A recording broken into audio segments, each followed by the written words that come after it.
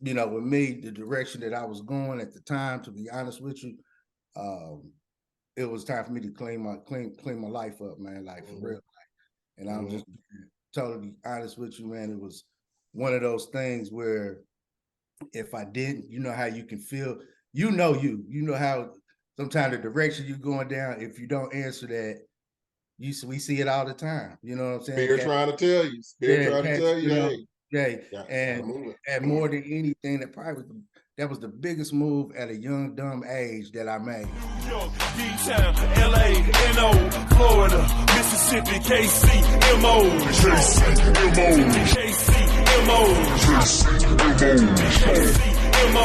Show 'em what you stand for. Show 'em what you stand for. Show 'em what you stand for. Chi-Town, Tennessee, Carolinas, Alabama, Oakland, St. Louis, Detroit, Atlanta. Show 'em what you stand for. Show 'em what you stand for. What up, everybody? Welcome to the Kings Can Move On podcast. We got a special episode, Kansas City Bread. Hey, you got homeboy Big Frank the Tank, a.k.a. Big Reno in the house. What's happening? Big dog, I see you rocking that Chiefs gear, man. I represent. You know it. You know, KC night tonight. To representing KC. You know, one more again. Welcome to the Kings podcast. First of all, little house cleaning. If you are watching this and listening to this, hit that subscribe button. We sure need the support. We appreciate that. And now, without further ado, KC in the house. KC, what's up with him? We got my boy Bub. Hey, keep Wesley in the house. What's up, man? What's up, Big Bub? What's happening, man? Shit, good to be here with you boys, boy. Dog, we've been trying to get you on here for 2 years, man. Thank you for coming. Thank you for coming, man. Hey, I've been kind of moving and shaking, but I did want to be situated, you know what I'm saying, where I can really get it in with y'all. Yeah, man. We sure appreciate you make the time for your boys, man. You know, we go back. Way back. Way. Hey, go man, back hey, before we get started though, man, I salute you boys on what y'all doing, man. Like some of them Southside tales that need to be told, boy, y'all putting it out there for us. So do appreciate it, man. Well, man, you know, we appreciate you. And before you salute us, man, we gotta go back. We gotta go back to the old days because I got a story, I got a confession to make to you. So hey, wait a minute, Bub. Hold on. Before he does that, hold on. Watch this. Watch this. You got a confession. All right, so man, you remember back in the day, high school, you know, it was we was at Ruskin, you was at Hickman, and we had all partners working at the restaurant. I ain't gonna give them no props right now. But at the rest, we was at a barbecue restaurant, and so it was Ruskin against Hickman, and y'all whooped our ass that night. You know, we was outside doing it. We was having fun. It was all in love, all in love. We just having a good ass time, and man, you had a bag that had your brand new Jordan. Man, I forgot all about that. Man, I want them. Whoever got them, man, I'm coming for you, man. I want them. Well, man, the reason they got them is my fault, and I want to say I'm sorry. So what happened, man? I was whooping our ass and everything. So I saw your bag. I don't know. I think it was on the steps right outside. It was on the steps. Yep. So I was like, "Oh, I'm gonna take this nigga's bag." So I took his bag. I took your bag and put it in the middle of Bannister. On Bannister Road, right in that little median, right? Yeah. And I'm thinking that we gonna get it back later on, you know, we just playing around, and I'm gonna say, oh boy, ain't nobody get, you know, somebody that stole your stuff. But then somebody really came and stole your shit. Oh, no. And man, and that's when the Jordans was top back then. And so I want to tell Mr. Wesley, your dad, your pops was so damn mad, man. He was like, Keith, somebody got them shoes, man. So Mr. Wesley, I'm gonna tell you, man, no one in our crew got them, but it was my fault that they are gone. Somebody, when I put them in that median after your son whooped my tail. I never knew that. Never knew that. I know, man. I know. I was gonna carry it to the grave. Be your own people, man. Every time.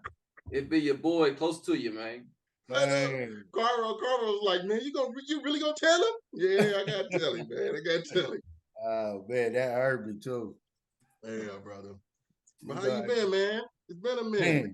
Man, just, you know what I'm saying, just living, man, you know what I'm saying, doing my thing, man. Raising them kids, you know how it is, boy. You just get out of conversation with you. Raising them kids, man, and just growing daily, you know what I'm saying? You know, staying on it. Yeah. Well, man, I want to take us back a little bit, man, and we'll let Wood do what he's doing, but take us back, man, because when after you graduated, you know, you kind of got into the hip hop scene, or not even kind of, you got into the hip hop scene pretty heavy, and you had your own crew, you had your own group. Tell us about that, man. Yeah. Going back then, man, you know, it was the time, man. You know how the hip hop scene back then, man. I love it when we grew up back in them late '80s, early '90s. You know what I'm saying? We was getting that good music back then. Yeah. You know what I'm saying? And E40. Yeah, all of that. So yeah, I mean, I've always done music, man. But you know, with me, it was just more of just somebody that can do it. I ain't gonna lie, when it first started, you know what I'm saying? But ran up on one of my homeboys, man. His name is Sean Show. A lot of people don't know the backstory of Mass 187. It was already Inception before, you know, my brothers Brew and all of them was in you know, in the mix with it. So, you know, me and my boy Sean, it was just me and him, man. And you know, did a little juvie stint with him, you know what I'm saying? Started there. And then from that, I used to just freestyle. He the one who really put me down to the place where, hey, boy, you need to write this down. This is in high school. So, you know, from that point, it was just me and him. And he got locked up. You know what I'm saying? He's still locked up to this day. But he the one who, I had to give him his prop. He the one who really gave that Mass 187 name the stamp of what it was. I just carried it after he was locked up. It was just me. And so that fast forward after I graduated, I ran into Deuce. So, you know what I'm saying? Deuce, actually, it was me and Deuce doing our thing. This is before Fred and Lil Man, they was doing 7/6 at that time. You know, they was doing 7/6. And y'all probably remember, I don't know if y'all probably remember that 7/6. I ain't know they had a group with 7/6. Yeah, it was Little Man, Fred, and then Sad, Larry Rollins. You know what I'm saying? Yeah, he was with them. You know what I'm saying? We hadn't crossed paths yet, but it was meant. You know what I'm saying? And so we all Deuce one night, man, just getting it in, Ruskin Place. We stayed in Ruskin Place, and you know what I'm saying, getting it in, having one of those nights, and Lil Man came through. You know, he heard, he was like, man, you know what I'm saying? So we start connecting. Fred was in Houston, you know what I'm saying? And you know, me and Dre was a lot tighter than Fred at that time. So, you know what I'm saying? Me and Dre was tight, but Lil Man was plugging with Troy, and never forget, long story short, you know what I'm saying? Lil Man was like, hey man, Fred got something plugged down there with Lil Troy. He's like, man, you come down here. Went down there on a bus ticket, man, didn't come back till we had a deal. Damn, that's what's up, man. On a bus ticket, yeah. Just went down there and it, man. How long did it take y'all to get the deal? I ain't gonna lie, right? When we came in, we went straight to work. Troy literally got us from the bus station. Grim was living with him. So it was cool for me because I was living with the producer. So like, you know what I'm saying? Like I could come with songs like, you know, every day, all day. I'm living with him. So, you know, Troy was trying to figure out, you know, hey, what's really going on? You know what I'm saying? And at first, we were just down there to kind of collab with our partner, with Fred, you know what I'm saying? And while he do his thing, you know, make sure that's strong. And then ended up, you know, we had our KC swag. Troy liked it, you know what I'm saying? And, you know, he's like, man, try think about becoming a group, you know what I'm saying? And that's how it happened. It was like, you know, so we kind of just merged together, which was, to be honest with you, was a power move because, you know, how egos can be sometimes, man, but we was able to kind of put that aside to this day, man. I mean, that's lifelong relationships from that point right there that, you know, they happen. So I got to give props to, you know, to Troy and Fred and, you know, just how they put it down. I was already doing it, but it would just happen right when it's supposed to. You know what I'm saying? And you know, man, a lot of people don't even realize this shit, but y'all was like Kansas City NWA back then. You know what I'm saying? Man, and I ain't gonna lie, when we went to Houston, we had a little bit more of a presence and awareness because we was we was doing it. And, I'm saying, we had some backing behind us. And so, I'm saying, it was like we was putting our mark down there. It's funny though, because a lot of cats, until we told, they didn't even know we was from Kansas City because we was doing so much work in Houston. You know what I'm saying? So we, plug in with Screw, plug in just with everybody that was the greats in Houston, just to make sure we got the music out there. You know what I'm saying? That first project, you know what I'm saying? It was more of, we want to connect with the environment that we was in, which was in Houston. The second project, we was really able to put KC on the map because we got KC producers, Don Juan, we was able to start bringing them in after we got on. So yeah, that's how it went.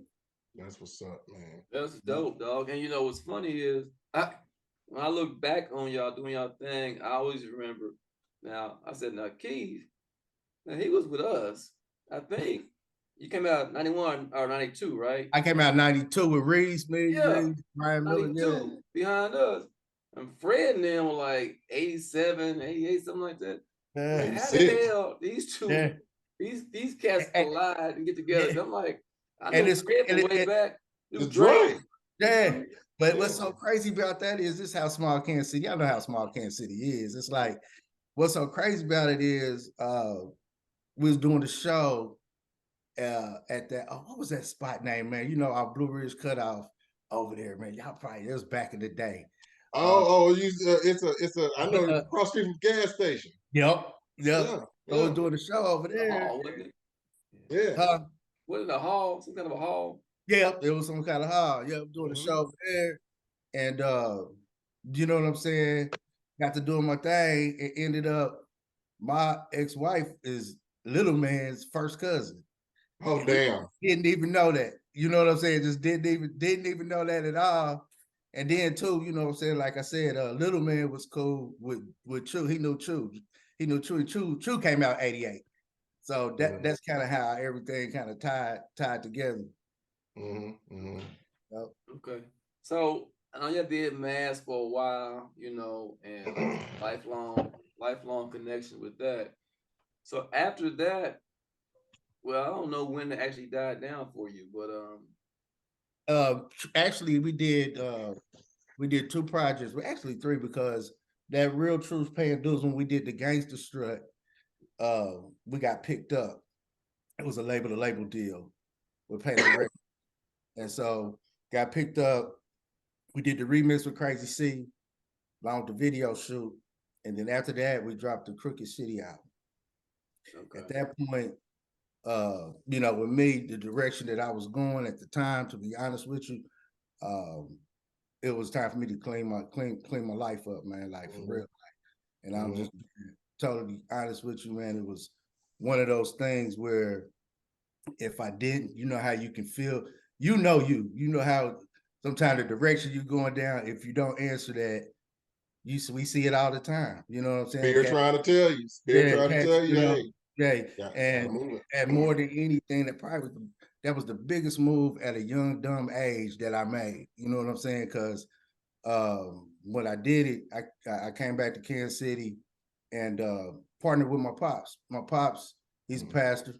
You know what I'm saying? I had the passion of music, and so what I was able to do is, me and my pops, we had never been as close as we was to the time I came back from Houston. Got real close, you know what I'm saying? Because my heart was just for the street cats, man. You know what I'm saying? And just going outside of the four walls and then giving them another option. So I was able to merge the music, which this was pioneering back in the day, because them old folks didn't want to hear no rap in church.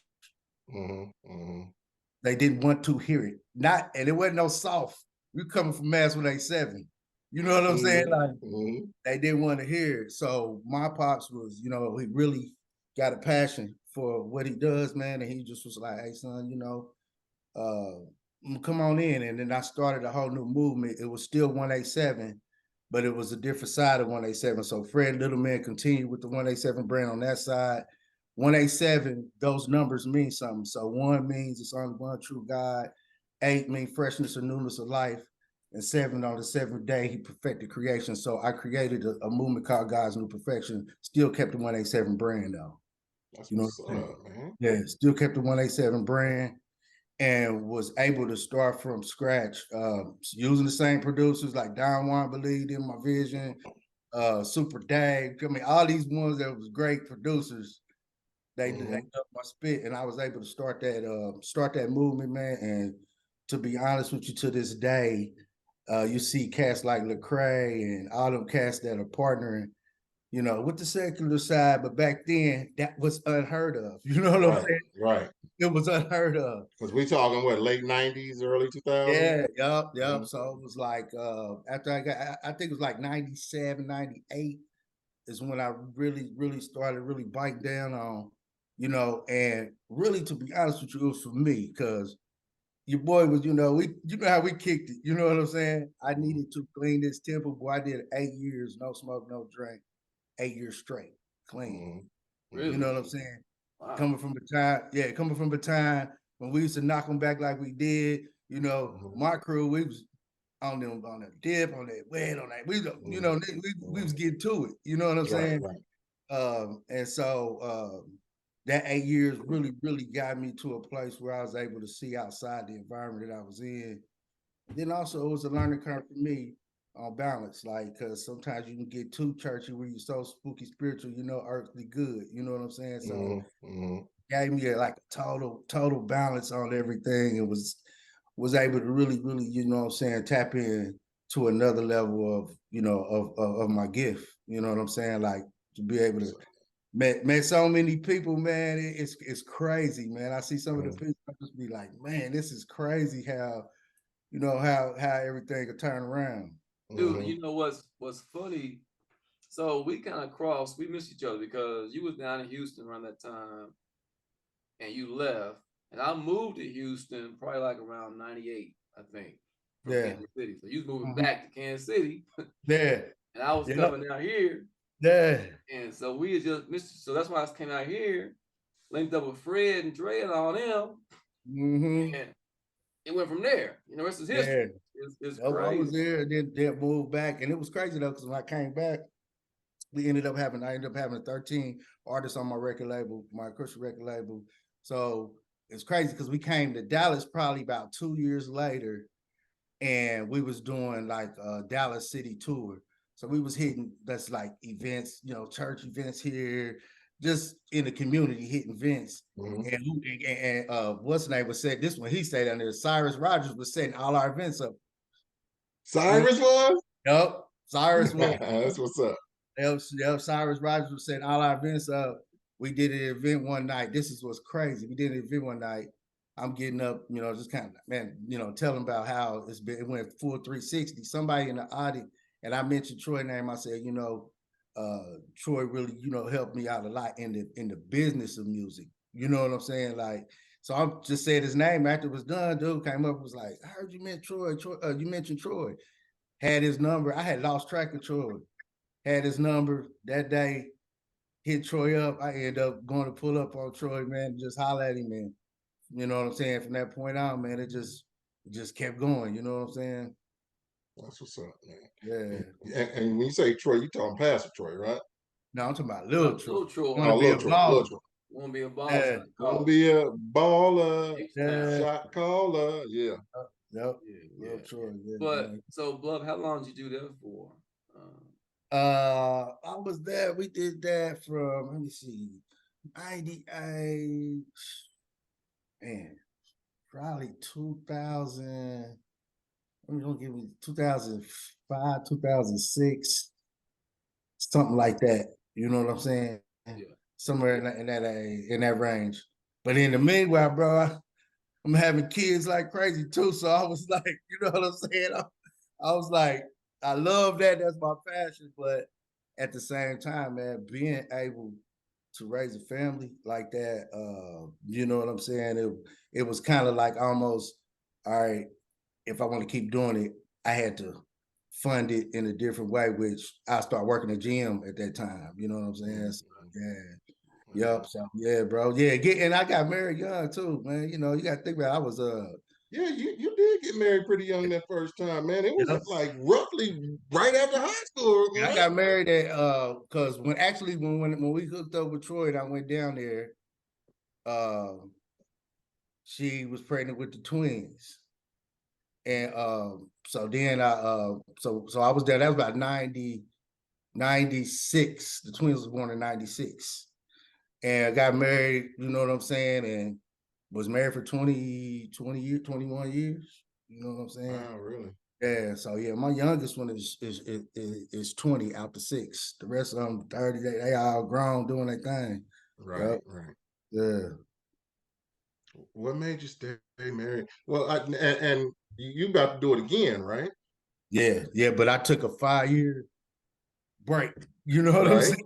right. To get myself right, because you know, you young, you just, and it was kind of like a push thing, you know how they say, we had 3 kids before we even got married on the first one. So you know how they say, do the right thing. You know what I'm Oh, saying? you felt that pressure. Then Yeah. Okay. And that's why, I can tell my kids to this day, man, make sure that, and just don't do it because, they say it's the right thing. You know what I'm saying? Make sure that that's the one you're really rocking with. You know what I'm saying? So how many you got? It's 8 together. What you got? Girls, boys, what you got? I got, so it's 6 girls, 2 boys. Son's the oldest, son's the youngest. The girls are smashed in between. Wow. Yeah. Yep.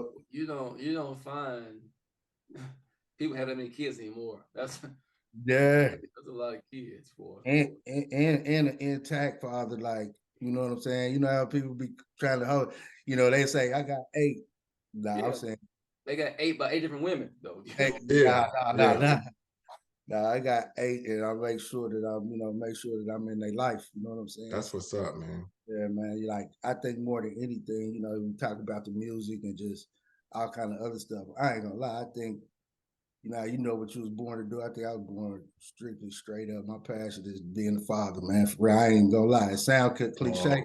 I like it, man. You know what I'm saying? Like, especially, especially when you just gotta look at it in a way where, like, they pieces of me, man. Like my kids, the mistakes that I made, you able to pour into them, and then when they go to that adult phase, and like, I always been entrepreneurial mind, like run my own stuff. This is outside the music, you know what I'm saying? And I don't brag on myself, but I will brag on my kids. You know what I'm saying? You know what I'm saying?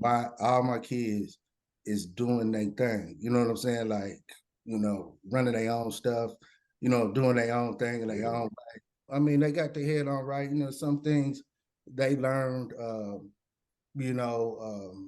growing up, the mistakes I made, you know what I'm saying, as a father, you know what I'm saying? So, sometimes they can look and say, I ain't gonna do that. You know what I'm saying? And as parents, we gotta humble ourselves to the point where we can accept that and don't think we do everything right. You know what I'm saying? Like, that's the only thing I would say about, the generation before us. A lot of time it was do what I say, not do as I do. Yeah. You know what I'm saying? I will say, man, I talk to my kids like I want, like, they're preparing them for life. I don't. Hey, you better do this. You better do that. Like, I'm like, here are your consequences. Oh, here's what's good about what you want to do. Here's what's bad about what you want to do. Ultimately, it's your decision. Yep. See, and love my mom and dad forever, but they didn't. It wasn't like that.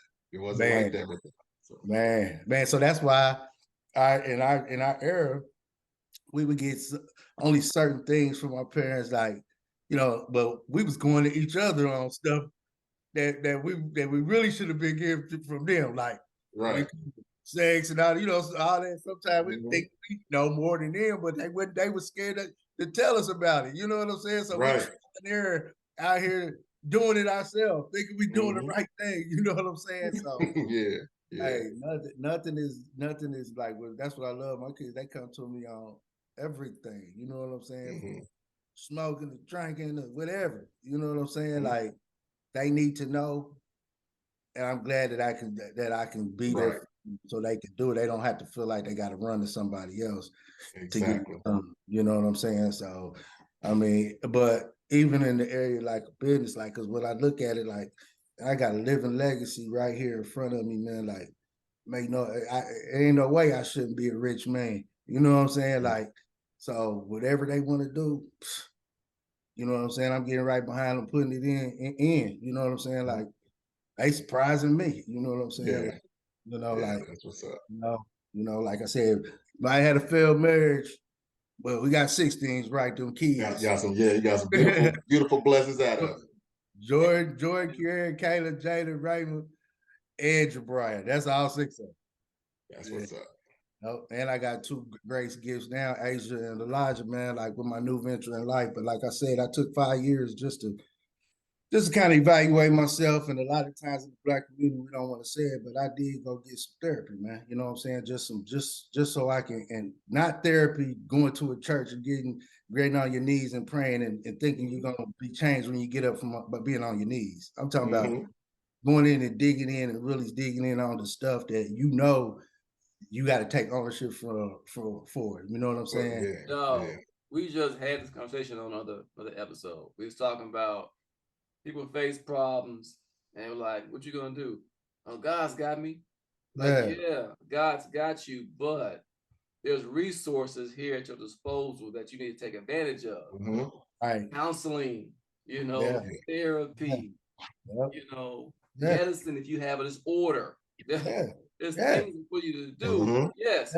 Talk to God. Pray. He will lead you, but he led you to that therapist. He led you to that damn doctor that he told you to get. Hey, you crazy motherfucker, get your ass in these pills. And that's so crazy. That's gonna be so crazy to me because it'd be like they be putting all that extra weight on God. He'd probably be like, man, dude, come on, dog.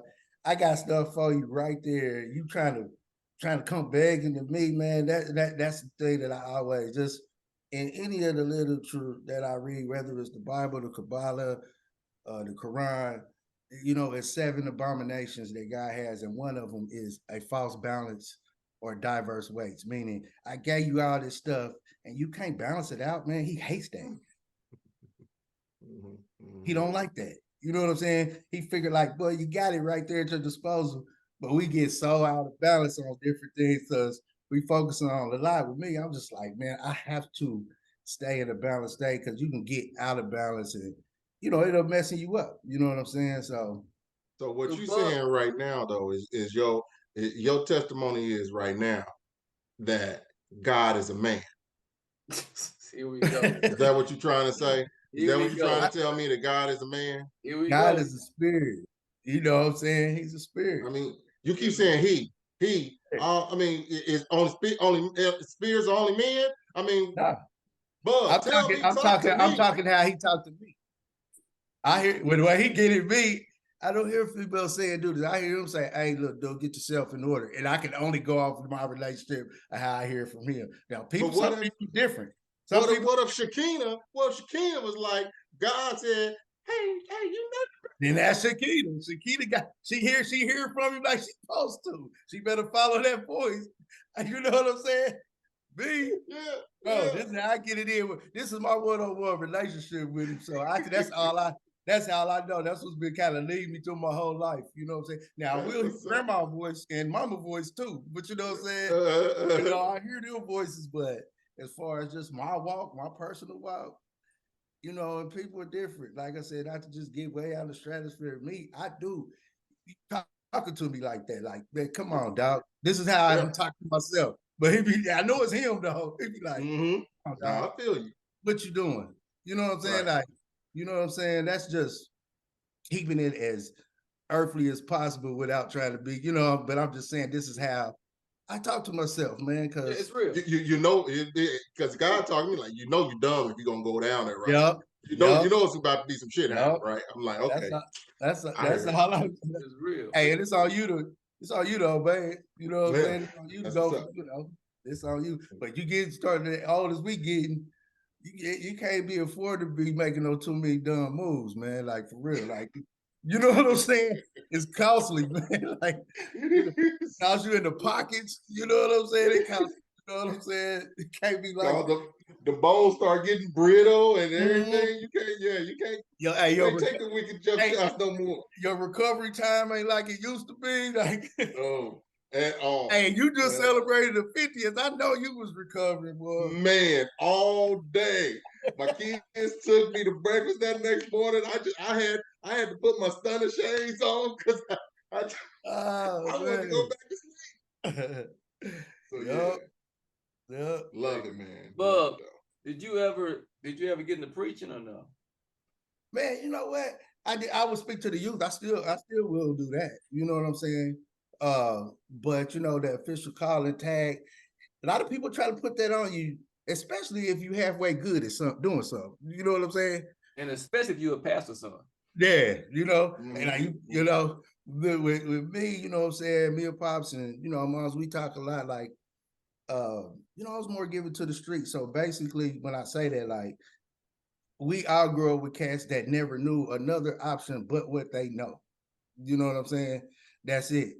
To be able to holler at them and say, hey, look, if you really want another option, you know what I'm saying? Hey, I get them and bring them in. So my pops will clean them up. You know what I'm saying? But the patience of really running and doing that, I seen him.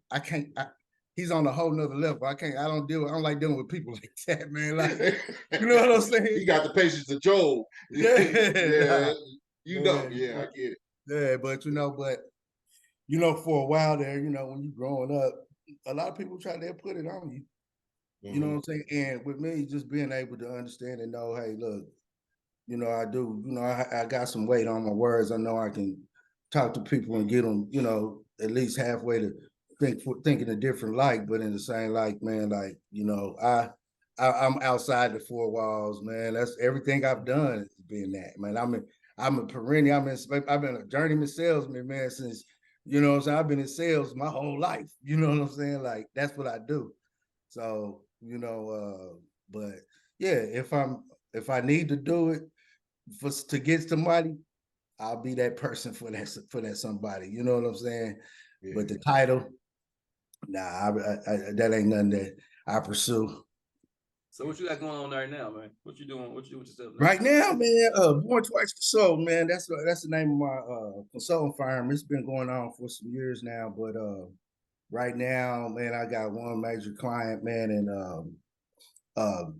what I'm doing right now, I'm in the medical field. So basically, what I do is I take practices and come with more of a holistic approach, build a doctor's patient panel. These doctors have got out of the traditional way of just pushing medications. And so they more of a holistic, which is unheard of because this group of doctors, you can get the products through Medicare, which holistically that was unheard of. You couldn't be able to do that. And also we did a little merger with Walgreens. So now it's been going up, man. Just doing that, working with these physicians and providers, man, and they doing it the way that I like, more than just pushing medication, man. Just build a patient panel up to a place they want to be. When I first started in Dallas, it was only 3 clinics. Now I got 28, 29 clinics in Dallas right now. Some brick and mortar, most of them, Walgreens, we negotiated, we get 3,000 to 5,000 square feet of their space. And so we just come in and build it out. And I'm over the whole outreach side of it. So basically, I got a team of people that are go-getters, do events in the communities and just push them patients to the doctor so the doctor can get paid, and doctors love me. You know what I'm saying? So that's what I'm doing right now for that. But I'm building that because but I'm doing transitional communities. Q2 next year, I open my first transitional community, which it will be a 10-bed at-risk youth facility. You know what I'm saying? So I've been doing real estate though. That's really what raised my family, was real estate with my kids and everything. You know what I'm saying? So everything from joint venture partnerships to, wholesale to wholesaling. I done did it. I mean, did it all. You know what I'm saying? But in this way, it's merging where I'm able to help the youth as they come out. At the same time, I'm leveraging my real estate property by not just getting one rental income per month, but locked in with grants with the state. So with each bed, I get a residual on each bed per month. So it's really quadrupling my income on a monthly basis. So I've been working so hard at that, man. And man, I even like with y'all had Tyrone Davis. He been really, putting some game down because he on the hospice side. But yeah, just build my board right now, man, and be ready to rock and roll, man. Like I said, Q2 next year, I'm gonna do my first one. It'll probably be a 6 to 7 bed transitional home, and then after that, I plan on doing that for like senior citizens, because that's primarily what I work with right now. Is senior citizens, aging into Medicare. This time of year is rolling right now. This time, you know what I'm saying? So that keep me busy, man, and then helping, like I said, helping my babies, man. One of my daughters, a twin, she got a fashion strip mall in Houston, man. 8 Sweet. We've been blowing that up. So she doing her thing down there, like, so, but as a struggling business owner, just trying to be there to support her with that. And then, my son's in LA. He was doing the music thing. He did a lot of things at Vector 90 with Nipsey before he died. You know what I'm saying? He worked on YG's team, creative team for a minute. And busy, boy. Hey, Frank, that's why we get on the podcast. He been moving and shaking, like we said. Yeah, we can't ever get him on because he got too much going on. Hey, but it's good fun, man. You know what I'm saying? It's good fun, man. Like I said, I could just go on and on them kids, man, with how they just bless my heart, man. Like, for real, the stuff that I was doing wasn't for them, bro. I'd probably be still doing that old same stupid shit. You know what I'm saying? Yeah. That's what's up. That's what's up. It's all about the kids, for real. That's what's up. What's up? Dang, man. I tell you what, I'm glad we got you on here, dog. Shit, we go right. Yeah. We had to get him on the our battle royale. We got to make that when we make it a finale. What's that about? Men versus women, man. We go talk about relationships, life, everything. That's what's up. Yeah, I just proposed to my baby in July. You know what I'm saying? So, well, she may break up with you after that, at the battle royale. Hey, well, we be having them battle royale debates right now, boy. I'm telling you, good wholesome debates. You know what I'm saying? Yeah. Oh, yeah. That's all. It's all in love, all in fun, man. I just want us to learn each other as men and women and couples, and So. I think that's healthy, though. That's healthy. Yeah. You gotta have a healthy debate like that, like, for real, right. Like.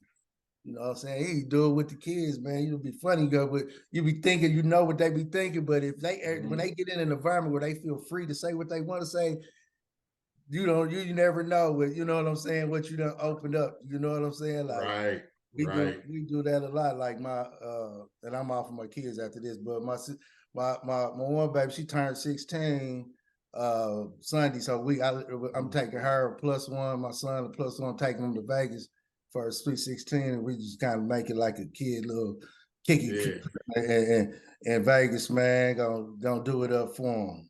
That's what's up, man. That's what's up. Hey, man, I am so glad to see you doing well, bro. Yeah, man. Like I said, we go way back to way back. Your boys, man, I swear to God, boy, I used to be like, what? At first, but I said, what, these niggas can sing for real? Hey, Carl, y'all was like, boy, I was like, they harmonizing, and then Frank had to hit that deep voice on them. I'm like, man. Yeah, we can do it. We can do it back in the day. I don't know if we can do it right now, but shit, we back in our early backsliding days. That was right when I came from Hickman to Ruskin. Yeah. And we clicked up, and it was on and popping ever since then, boy.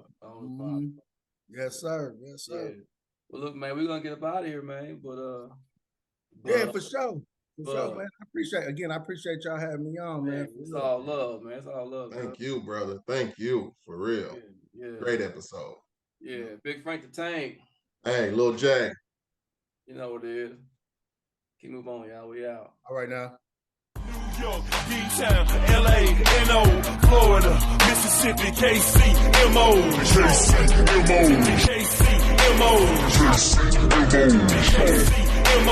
Show 'em what you stand for. Show 'em what you stand for. Show 'em what you stand for. Chi-Town, Tennessee, Carolinas, Alabama, Oakland, St. Louis, Detroit, Atlanta. Show 'em what you stand for.